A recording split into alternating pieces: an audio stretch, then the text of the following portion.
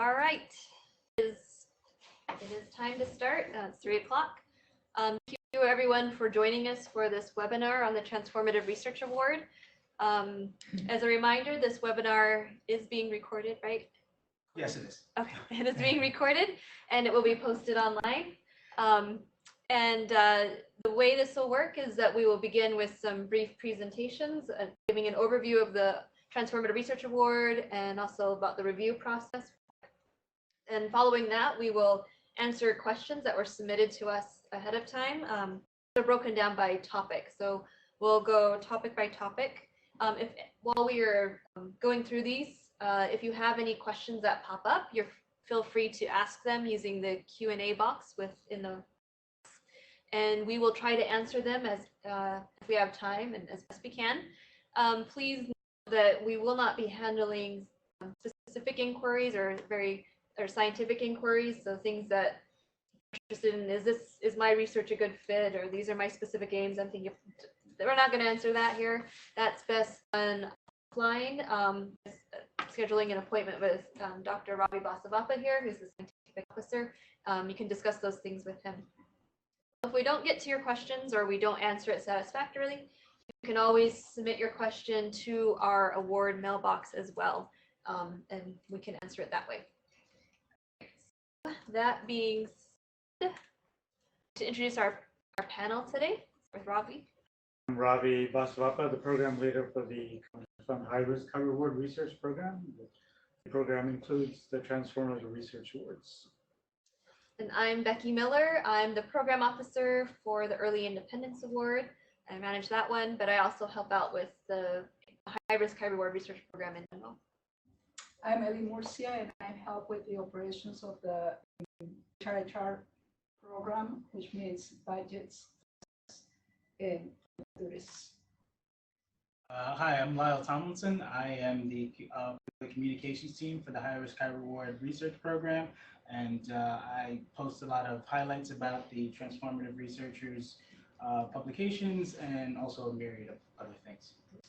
Hi, I'm Ray Jacobson. I am with the Center for Scientific Review. I'm a scientific review officer there and oversee the review process for the Transformative Research Awards. Great. So, everyone for being here. Ravi. Yes, thank you for joining the webinar today. So I'll first give a brief overview of the HR program, a little more details of the Transformative Research Award program before handing it off to Ray Jacobson, who will describe the review process. So the High Risk High Reward Research Program is in the Common Fund, which is the Office of the Director. There are 4 initiatives within the High Risk High Reward Research Program. The one that was started the earliest is the Pioneer Award initiative that was started in 2004 when Dr. Zerhouni was still NIH Director. Soon after he became NIH Director in 2002, he surveyed the biological behavioral research community and asked them what they thought about NIH, in particular its review system. A common theme in the responses was that peer review tended to be quite conservative. There were a lot of expectations for the provision of details and data. And because of that relatively conservative nature of review, there are opportunities for making scientific leaps that were being lost because the investigator had not thought of all the experimental details necessary, or because he or she had not been able to accrue sufficient preliminary data to document feasibility of the proposed project. So in response to this, Dr. Zerhouni, through consultation with the larger working group, established what became known as the Pioneer Award Program. First awards were made in 2004. We've made awards every year since then. The major characteristics of the Pioneer Award Program are that it's a single PI initiative. That is, only single PI applications are allowed, not multi-PI applications. There's a great emphasis on the qualities of the investigator. It's open to people at any career stage, although in practice, people who are associate professor or full professor or such senior, scientifically senior people tend to apply to this program and receive awards. We seek to support people who have an exceptional track record of doing really cool stuff, very innovative stuff in the past, and who going forward also propose ideas that are quite bold and have the potential for broad impact. The level of award is pretty substantial, $700,000 in direct costs per year for 5 years. So people can go after pretty substantial, pretty ambitious ideas. In 2007, we started the new Innovator Award, and in a spirit, it's very similar to that of the Pioneer Award in seeking to support exceptional people pursuing bold ideas. The difference with the new Innovator Award, though, is that it's restricted to early career stage investigators. These are people who are within the receipt of their terminal research degree or completion of medical training, and who have not yet received substantial NIH support. In this case, the level of funding is a bit less, $1.5 million for the project period, which averages out to about $300,000 per year. The Transformative Research Award was started in 2009, and that's the focus of our webinar today. Like the Pioneer New Innovator Award initiatives, which are still PI only and have fixed budgets, the Transformative Research Award is open to both single PI and multi-PI applicants, whatever seems to best suit what's being proposed. In addition, the budget is very flexible in that people can request whatever budget is commensurate with the scope of the project they're proposing. People have successfully asked for $250,000 in direct costs per year, so around $2 million in direct costs per year.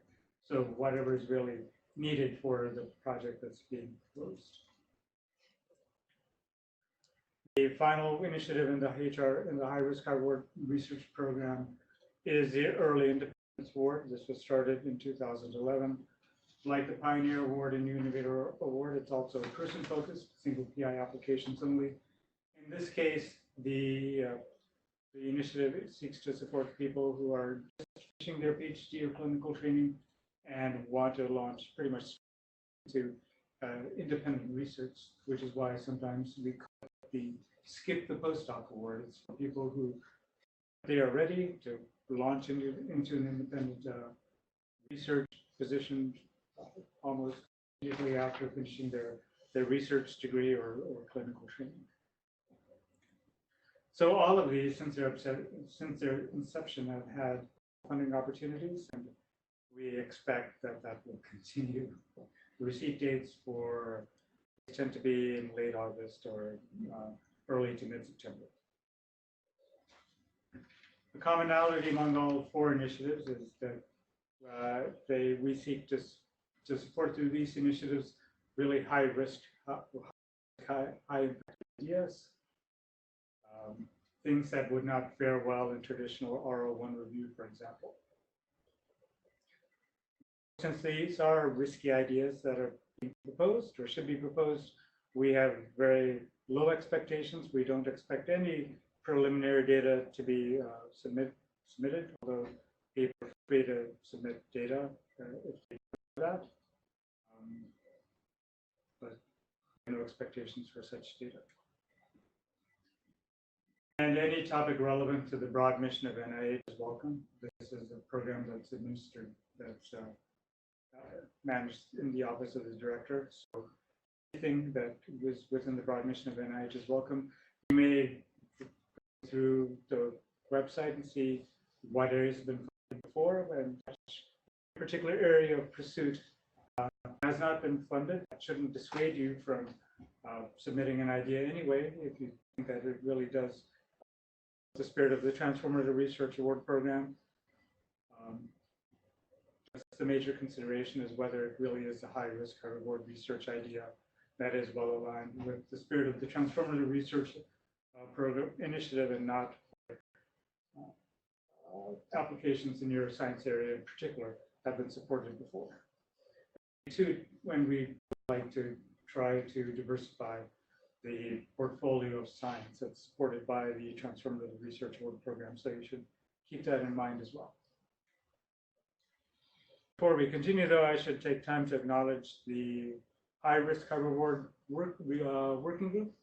We have representation from almost all the institutes at NIH. The HR program is a large and complex program with many moving parts. So it takes a lot of people to make sure it works well across NIH. The people on this program are, for example, important aspects such as review, as Ray Jacobson is, but people at the institutes also make sure that the HR programs are implemented uniformly and consistently at their respective institutes, and the members also weigh in and provide valuable input to formulate the HR policies in general.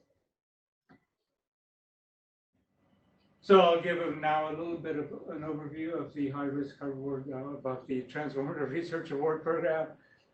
It seeks to support exceptionally innovative or unconventional research projects that have the potential for a really good impact. It's open to individuals or teams at any stage, beginning assistant professors through very senior professors.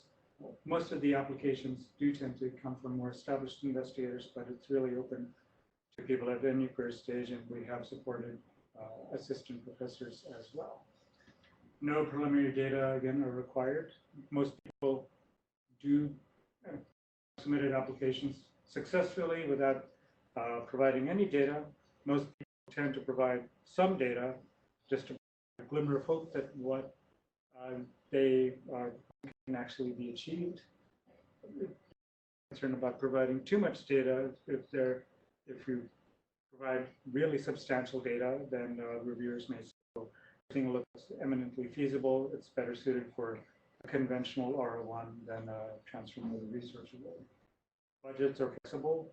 You can request whatever budget you think you really need to do the project that's being proposed up, set aside for competing transformative research award projects. Each year, the set aside for the initiative varies, but it's somewhere between $6.5 to $8 million.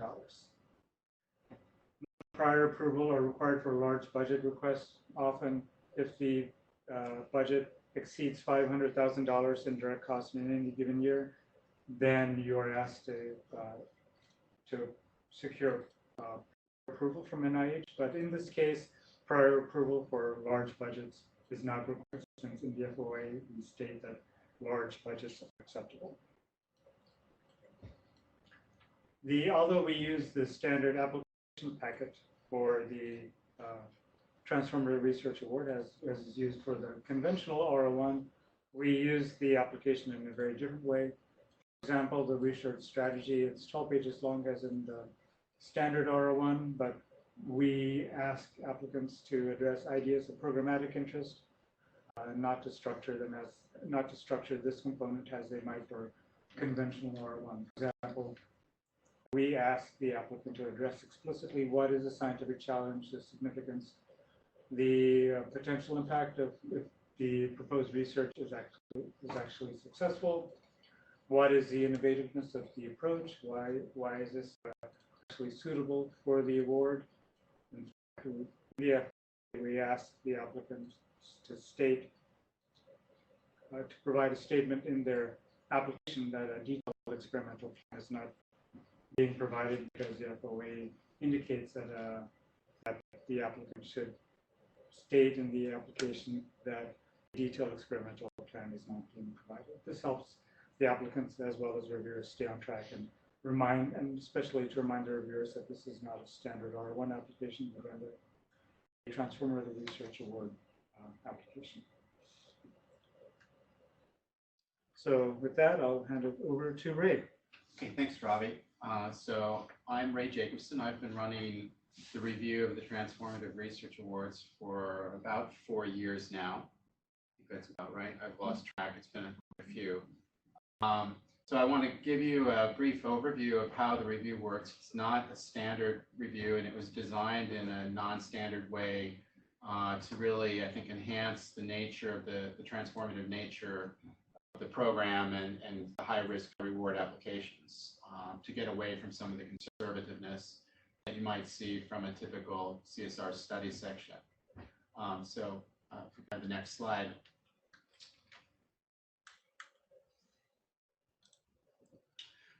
So the Transformative Research Awards are reviewed in an editorial board, and there are a number of editorial boards that go on at the Center for Scientific Review, but this particular editorial board is unusual even among those. So Transformative Research Awards are reviewed in 3 stages and lean heavily upon an editorial panel to first look through the applications, select a subset, and then the second phase, there's a mail review, and in the third phase, the editorial board meets again. So the editorial board is going to be involved in the beginning and the end of this process, which is a little bit unusual.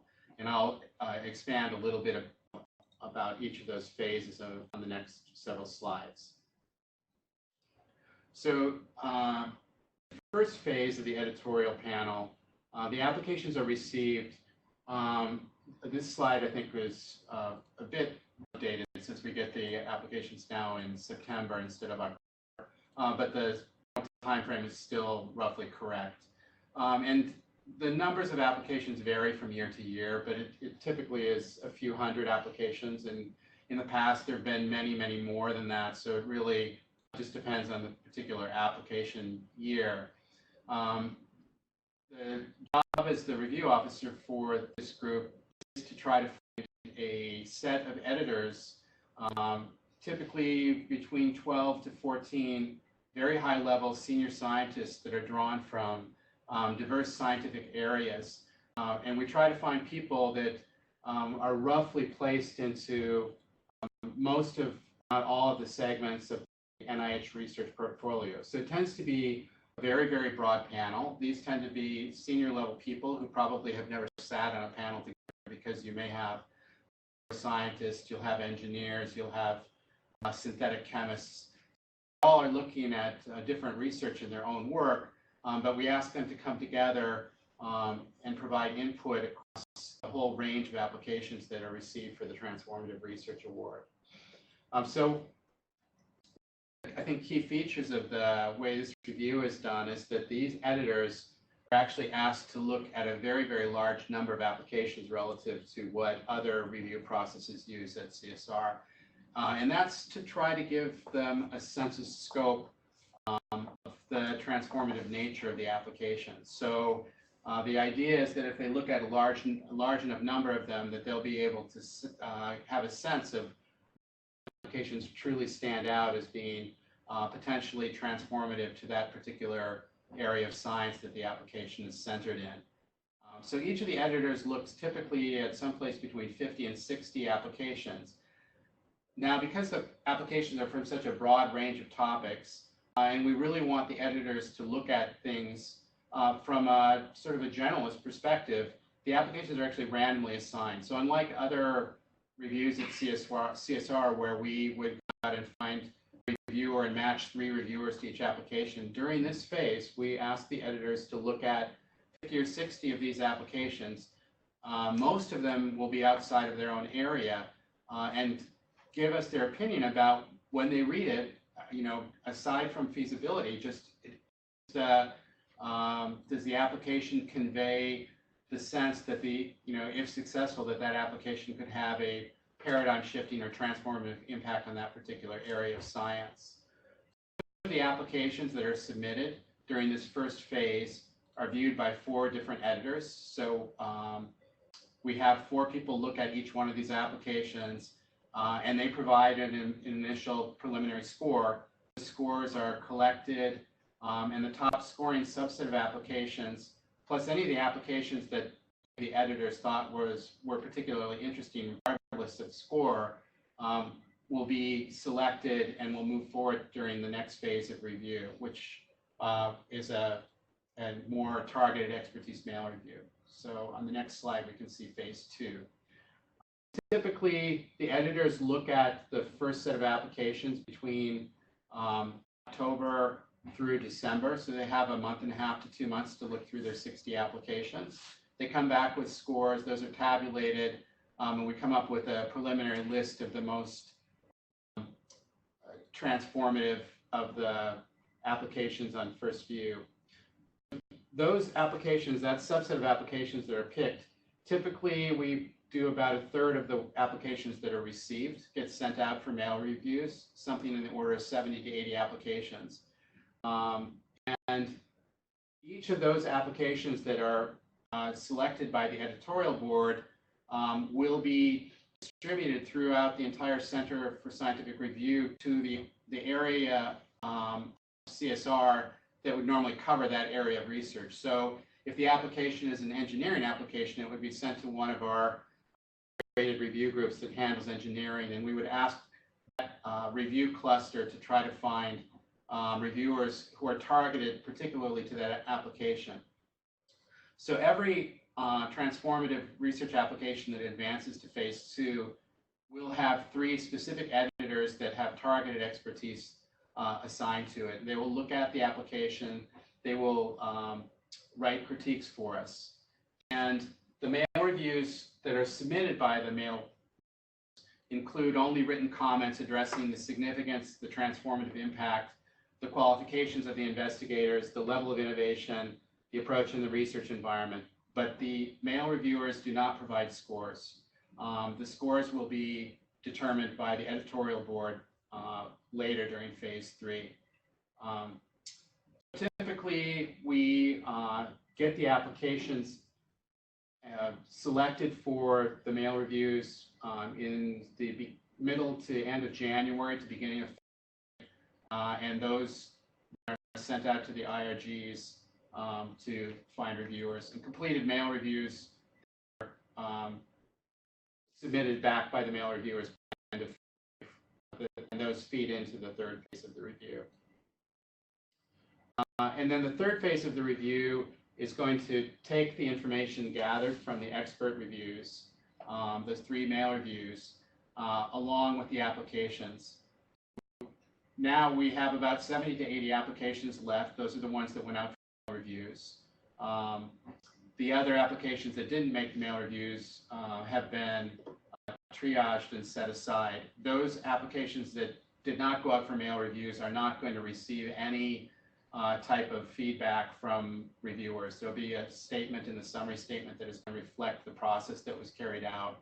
You'll have a roster showing who the editorial board members were, and a description again of the process. So at this point, there's 70 to 80 applications, and these are reassigned to the editors. So again, the applications are randomly distributed to the editors.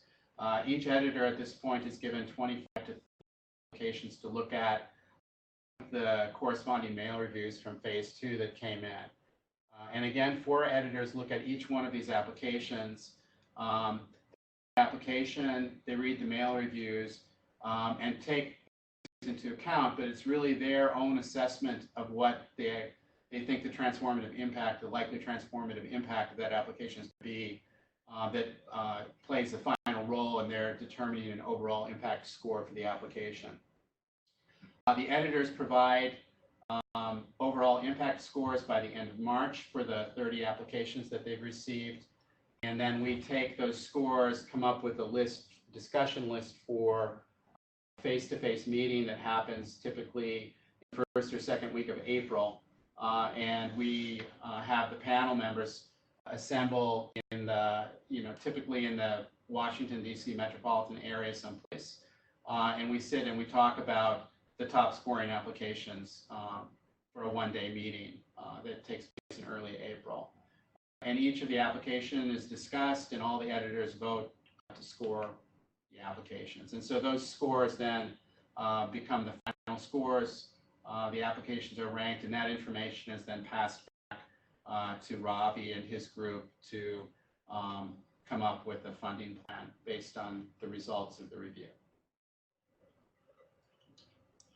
Okay, great, thank you. All right, so now we're going to go to the question portion of the webinar and just answer these. So go to you. Sure, let's skip number 1. Okay. GPIs allowed to apply. Yes. This is the only award in the high-risk, high-reward research program that we allow multiple PIs to apply. It could also be a single PI application. What issues should be considered when thinking about an application to the Transformative Research Award initiative? You should think about whether or not what you're proposing in your topic of study is interesting and exciting.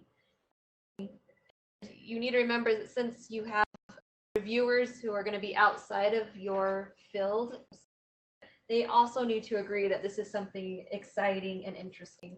So keep that in mind. It needs to appeal to a wide range of scientists. You can also think about like is your project focused on creating or challenging a central paradigm? Is it developing a broadly useful technology, creating radical new approaches to disease diagnosis, treatment, or prevention? You need to make something, you need to have a project that's compelling and have a rationale for that project. And ask yourself if this project was successful, would it radically change the field? And would there be a profound impact in scientific areas? Yeah, and just think about whether or not your idea is new and novel, and if it's something that's substantially different from more mainstream research. Great. Are applications proposing clinical research appropriate for this award? Yes, we do allow clinical research to apply to this funding opportunity, but we are also aware, though, that there are often a lot of technical and conceptual risks with highly innovative projects in clinical research, and especially regarding protecting human subjects. So because of that, we ask you, if you are going to propose clinical research, ask you to seek advice and look at different institutes' policies on how their policies and procedures for clinical research. We ask you to do this because if you are awarded a Transformative Research Award, we actually transfer your award to the most scientifically relevant institute or center. So we don't actually, the Office of the Director actually does not administer it. Because we transfer it to a different institute, though, your award will need to follow all of that institute's policies and their rules regarding clinical research. So before you submit, we would like you to contact the institute that you think the application best fits in, and just get some advice from them to help you think through the risks to human subjects and make sure that you're complying with their rules and policies. Good. What sign? Are we still on eligibility? Yeah. Okay. Sorry, I'll go. I'll give it. So what scientific areas are eligible to apply? Once again, we welcome anything relevant to the NIH mission. Really, the focus is on finding those really creative, innovative ideas. And we welcome topics from all disciplines and from a diverse array of scientists. We would also like to see that. Will technology development be allowed or just hypothesis-driven research? Both are welcome to apply and are encouraged. So the focus once again is on looking for those highly innovative approaches to major challenges in science, and just things that are addressing, changing paradigms and developing broad enabling technologies, creating, radical new approaches to treating disease. We're really looking just for those innovative ideas. So no awards have been made in my area of science. Does that mean that my area of science is not competitive or not of interest to this program? Once again, we welcome anything relevant to the NIH mission, and because something hasn't been funded in the past, it does not mean that it's not welcome. And as Robbie mentioned earlier, we're always looking to expand our portfolio. So if something's not there, just maybe then your project's the perfect way to expand that. So it's all welcome. focus is really on innovation and impact potential. Okay, Okay. other questions? Yes. One that we got for eligibility. Do individuals have to be affiliated with a university? Could individuals with a master's degree working with startups apply for one of these awards?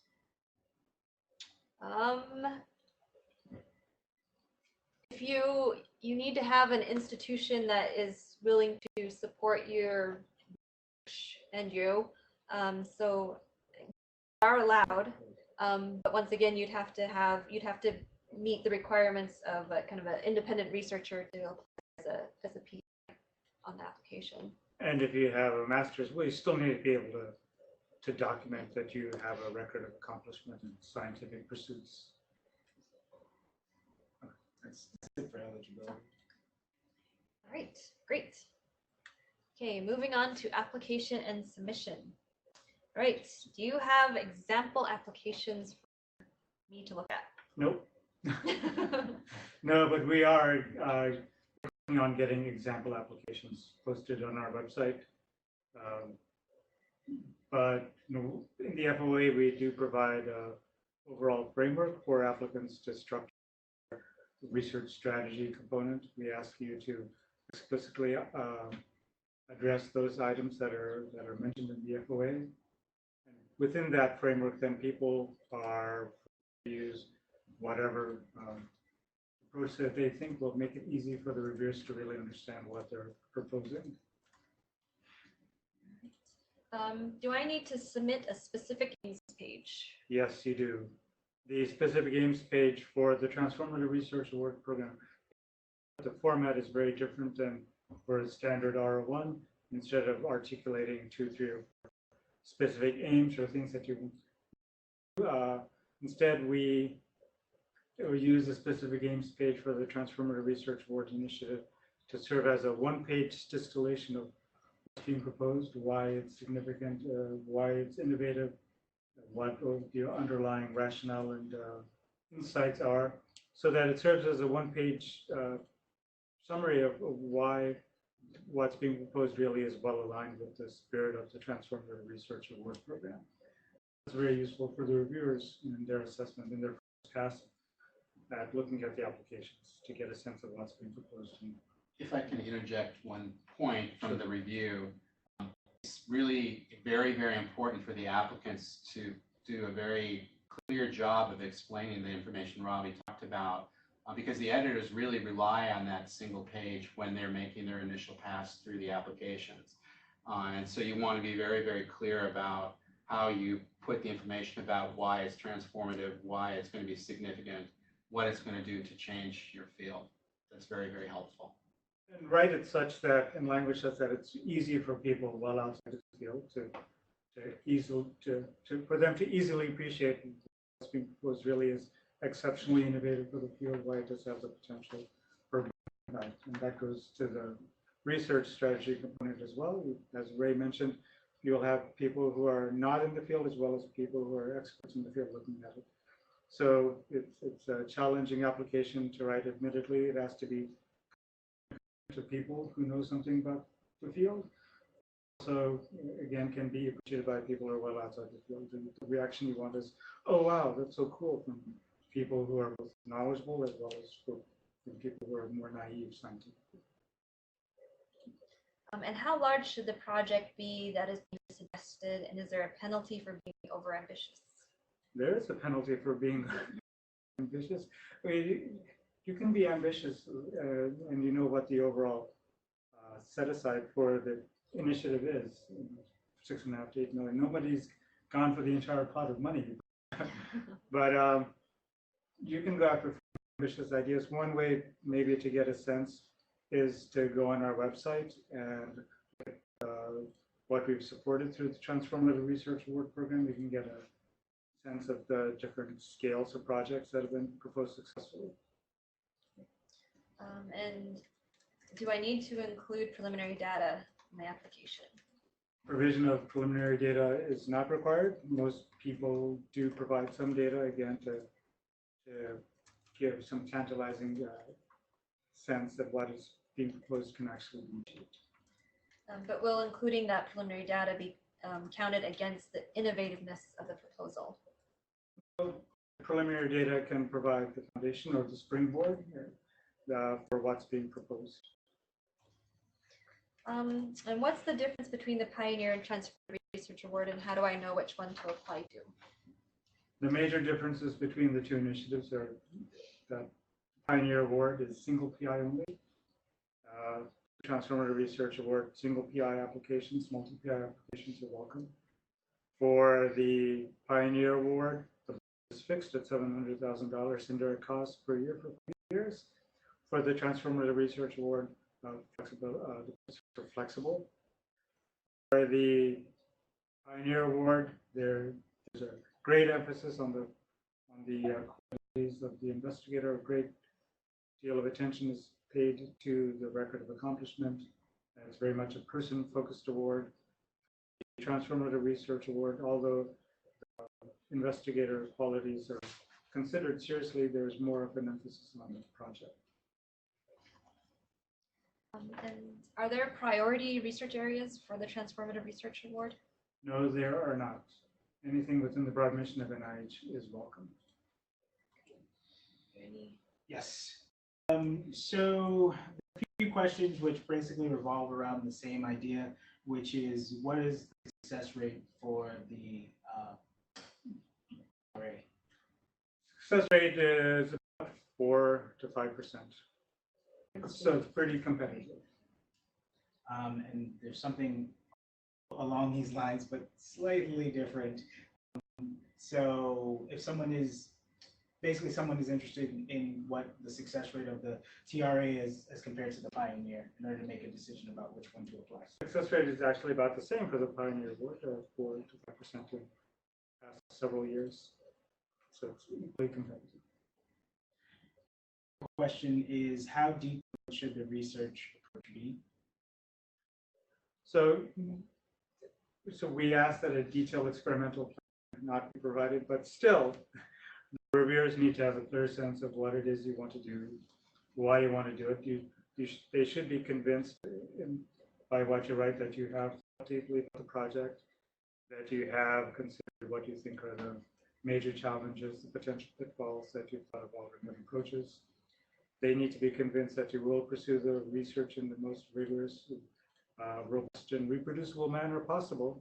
So, for example, if you are going to use animal or human subjects in the research strategy component itself, you should indicate that you will use sex as a biological variable, that you have considered how many subjects you will need, and provide some sort of rationale of why you think you need that many subjects, that you've done some sort of analysis. That is to comply with broader NIH expectations about research rigor. So do not put such information about the numbers you might need or using sex as a biological variable. Don't relegate that to the animal or human subject section. People have been dinged for that. They need to be in the 12 pages. Is it recommended to discuss in the proposal why a research project is not appropriate for a standard R01? Yes. PIs need to have a history of successful R grant applications. No, that's not necessary, but you need to be able to demonstrate that you have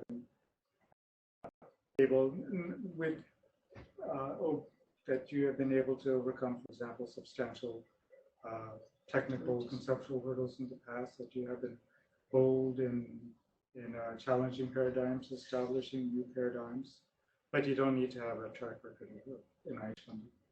Okay. People from outside the NIH, the usual NIH pool, are welcome to apply.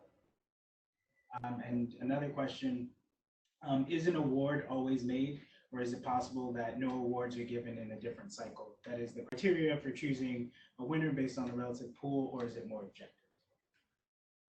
So we always get really cool ideas being proposed, and we always have many more applications that we would like to fund than we have funds for. So there's never been a year in which we have made 0 awards. Okay, that's it for this section. Moving on to budget. Do I submit a budget?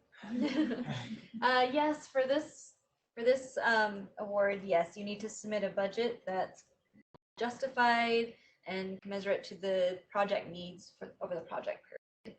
And once again, as Robbie said, though, that if you're asking for a larger budget over $500,000, you do not need to get our permission to submit that budget ahead of time. But how about if my budget is over $250,000? If it's not modular? if it's over $250,000, you will need to complete the R&R budget. So a non-modular budget is required for that. That requires more details in addition to justification for the costs. So what can I include in the budget? Which is what can be paid for? Yeah, you can ask for money funding personnel, like including co-investigators, collaborators, contractors, consultants. You can also have research supplies and equipment and other standard NIH allowable costs. So how much can I actually ask for? Yeah, so we have usually around $8 million-ish for the whole initiative. So as long as you keep your budget per year, right, within that $8 million, and that would have to include also your indirect costs as well. You can ask for up to what we have available. Instead, though, we prefer we could fund additional projects, but if you really have a very compelling project and problem that you're solving, then we would consider that. But it has to be a pretty magnificent idea. Yeah. Piece or something. Can the budget include the cost of collecting data abroad or supporting collaborators at foreign institutions? Yes, foreign components are allowed for the Transformative Research Award. You just have to, once again, follow NIH policy within that. We've covered that. How much time or effort are recipients expected to devote? That depends on what the need is of your project. So we don't dictate how much research effort you expend on the Transformative Research Award, but once again, it does need to match your needs for the project. If I changed institutions, can I take the award with me? Yes, the Transformative Research Award is transferable to other eligible institutions, so US-based domestic institutions, following standard NIH policies and procedures. Great. All right. Are there any questions about budget? Yeah, just one sort of more general one. So it sounds like the details around the budget are quite a bit more stringent for the TRA compared to the Pioneer. Is that correct? Yes, for the Pioneer. Oh, do you want to have that?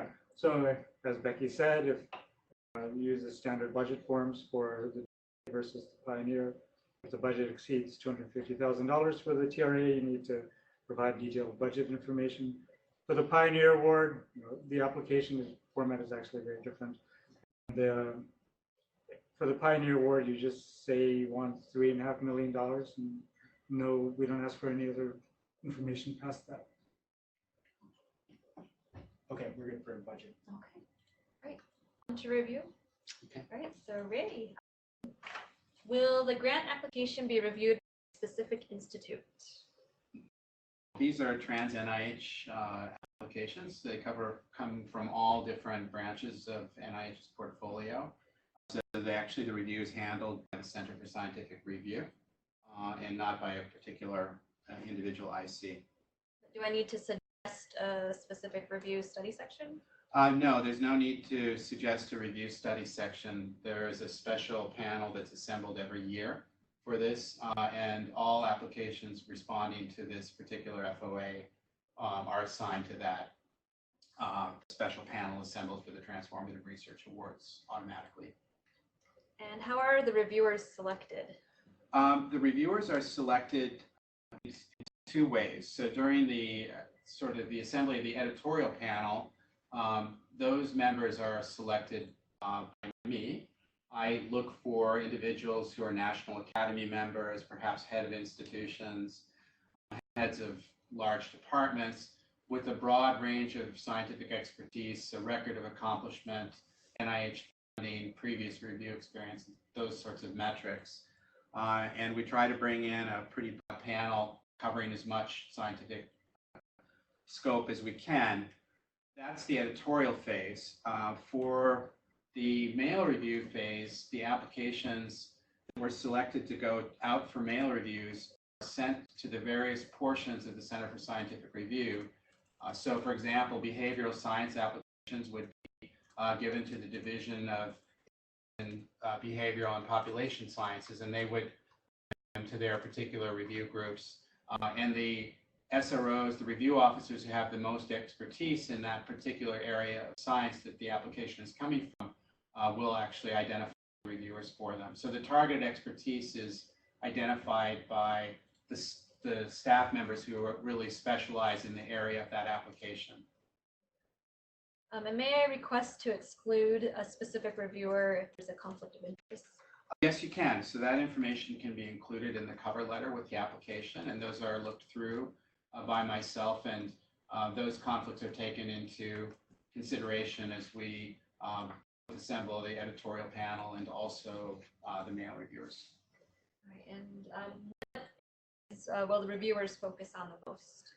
The reviewers really are expected to look at the application and the transformative impact in the area of science. And we ask them, many of the applications that come in every year are really good science. They're really, really solid science. But look a lot different from something that we might see in one of the standard CSR study sections. If something is sort of the next step extension of an individual's research, and while it might be interesting to a particular area, it may not have a broader impact on the field as a whole.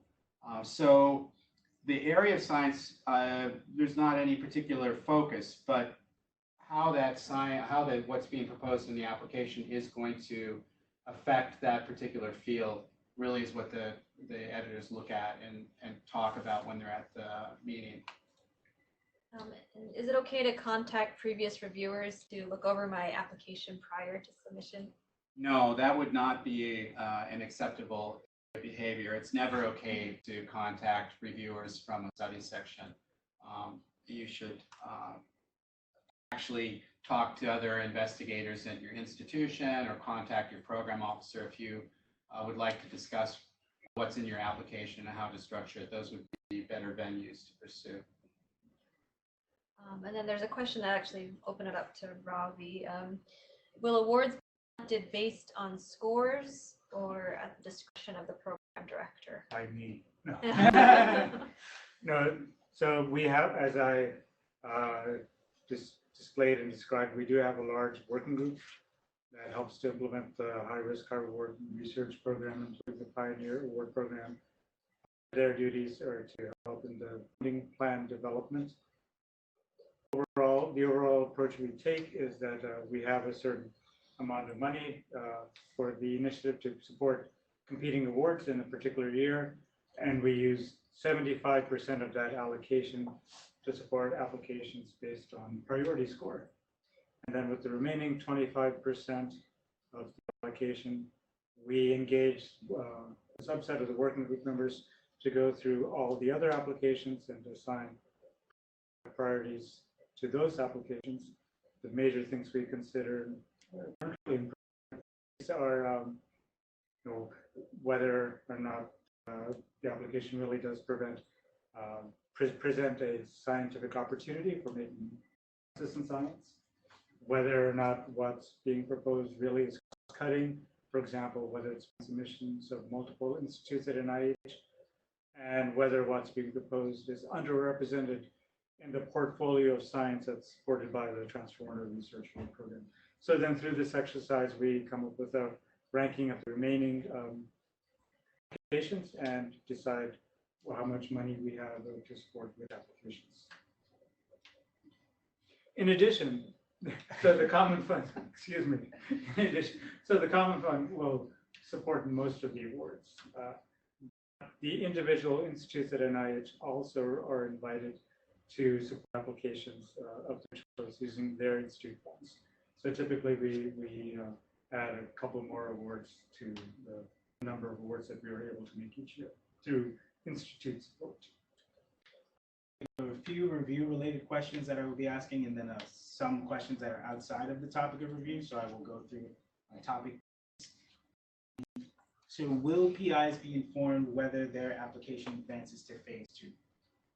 No information about the review process is released until the review process is complete. So you won't receive any indication how your application has fared in the first phase until roughly April. And this is sort of more relevant, but a little bit out of place. During review phases 1 through 3, do any mechanisms exist for providing updated, limited, or new supporting data for the application? Typically, there is an announcement in the FOA. So the answer, I think the short answer is no.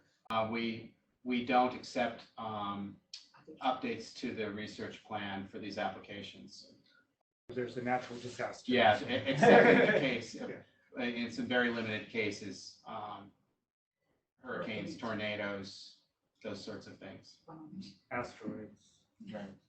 Haven't had that yet. If the grant does not include a detailed experimental plan, what are the experts reviewing in phase 2? That is up to the experts in phase 2 to make an assessment. But I think that to say that there's not a detailed experimental plan doesn't mean that there isn't information about the goals, objectives, and sort of the strategies that someone might take. There's some question of judgment in terms of what a detailed experimental plan is. Certainly things don't have to be charted out month by month, year by year in terms of where you're going to be, but there has to be enough information present in the application, I would assume, that the second stage reviewers can make an assessment about feasibility, approach, and those sorts of issues that come up when people are looking at applications. Would it be a strength if the idea was submitted for an R01 but was not funded because the review stated it was too risky? It may or may not be, but there isn't, I don't know that there's a mechanism for that information to be conveyed. These are new applications that come in, and so they're really, receipt and referral rules don't allow discussion of previous submissions of applications or ideas in new applications. So that might be an indication that you may want to try a transformative research award, but it's not some information that you can convey to the panel. Now, the rest of the questions that we have are sort of from everywhere, so just, everybody get ready. So for Pioneer, is it also accurate that the topic must have no overlap with one's current research portfolio? No overlap is a strong statement. So the Pioneer Award program seeks to support research, so that means a new research direction. But so typically one doesn't change radically scientific direction, going from astrophysics to microbiology, for example. But what we expect from what we mean by pioneering is something that's sort of not along the trajectory of expected research for that individual or for the field, something that really one wouldn't expect to see in a competing renewal application or even the competing renewal application after that, something that really is a discontinuity in the trajectory of research, even if it's in generally the same broad area. So this one is about another funding mechanism in another agency, but there seems to be transformative research projects funded by the NSF. Is that completely separate from this NIH program? Totally separate. That's not even within PHS, yes. Research addressing health disparities fall within the definition of transformative? Yes, potentially, definitely yes. And then the other ones are like sort of because we have like time, so I figured why not. How relevant is PI funding history for an application? For instance, if a PI moved to the US in recent years, has funding history elsewhere, would that be appropriate? Or is it best to get an NIH award first as a PI and then apply to this program? Is that a review? I think it might be a review question, so I'll take it. I think what you have is a record of demonstration of expertise in the field. A record of productivity is helpful. Gains in the United States or elsewhere really, I don't think is relevant. I think the reviewers will look at the biosketch and the history of the investigator to make an assessment about the quality of the investigator, not necessarily prior funding award. Is the success rate of the new Innovator Award also 4 to 5%? No, it is not. It's about 8 to 10%. Can you elaborate on the timeline mentioned in the FOA for deliverables? What is the expectation? So by so that I think we mean what do you hope to achieve in the project period itself? What you propose shouldn't merely serve as the stepping stone or preliminary stage, and you want to actually do something transformative after the award period. What we seek is to support something that is transformative within the 5-year project period. And so that's it for the questions that I didn't specifically address. So if anybody does have any more questions, feel free to email us at our inbox, which you can find on our website. Yeah, and Lyle will be posting this recording of the webinar once we get clearance and go through hurdles. But thank you all for joining us, and thank you to our panel for coming. Thanks. Right, thank you.